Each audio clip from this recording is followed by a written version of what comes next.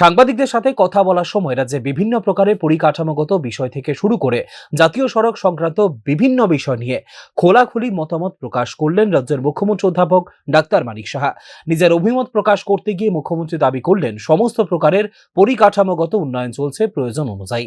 জাতীয় সড়কের বিভিন্ন জায়গায় বেহাল অবস্থা রয়েছে। এ প্রসঙ্গে মুখ্যমন্ত্রী দাবি করেছেন রাজ্যের মুখ্য সচিব থেকে শুরু করে বিভিন্নভাবে গোটা বিষয়গুলি তদারকি করা হচ্ছে। বিভিন্ন জায়গায় রাস্তা খারাপ রয়েছে, এই বিষয়টা স্বীকার করে নিয়ে মুখ্যমন্ত্রী আশা প্রকাশ করেন আগামী বছর আস্তে আস্তে হয়তোবা এই সমস্যাগুলি থাকবে না। জাতীয় সড়ক নিয়ে তো অনেক কথা হয়েছে, টিম হয়েছে বারবার।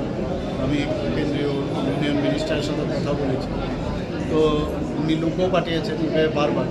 আর বৃষ্টির সময়ে প্রবলেমটা হয়, তো আশা করি এই বছরটা গেলে আশা করি, আমি বলা মুশকিল, টেকনিক্যাল পার্সন আমি না, কিন্তু যেভাবে কাজ এখানে সেক্রেটারি মহোদয় আছেন, উনিও কয়েকবার গেছেন ওখানে টিমের সাথে।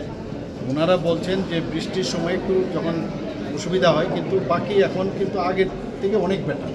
তো আলটিমেটলি এগুলো ঠিক হয়ে যাবে, কোনো অসুবিধা হয়। কাজ করতে গেলে যে কোনো ডেভেলপমেন্ট যখন রাস্তার কাজ হয়, আপনারা দেখবেন এখন যে রাস্তা যেমন ভালো লাগছে, যে রাস্তাটা সেটা যখন তৈরির সময়ে কি অবস্থা ছিল আপনাদের মনে আছে।